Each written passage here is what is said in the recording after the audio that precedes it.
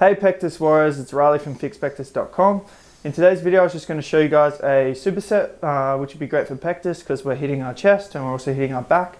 It's a more advanced version of just doing like a simple push-up. It's going to be a ring push-up with a ring row, and the rings add a good stabilization element, so it'll be something new and you'll probably get a better pump for it, and it'll be a lot more challenging. Push-ups obviously can get a bit stagnant after a while of doing them, and you know, there comes to a point where you're doing sets of 30, 40 push-ups, you know, to get a good stimulus. So this is a good way to add some variety and add a challenge and just a good little superset. So starting with the ring push-ups, go for as many reps as possible. Keep in good form though, probably keep it to about RPE 8.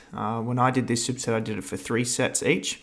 And yeah, making sure you get that full range of motion, that's a really important part. You'll find it really shaky at first, but eventually you'll get used to it, and it's good. It's working other muscles and making it more challenging. After you do the push-ups, go into the ring rows. You want to make sure you elevate your feet so you're at least horizontal on these to make these more challenging. The more upright you are in your angle, the easier they are. So for me, I'm actually working at a decline to make these harder and making sure I hold the squeeze at the top on each rep and making each rep count, you know, really thinking about the muscle that I'm trying to work. All right guys, so that's the superset. Give it a try and give this video a thumbs up if you liked it. If you're interested in coaching, links in the description. I'll see you guys in the next video. Peace.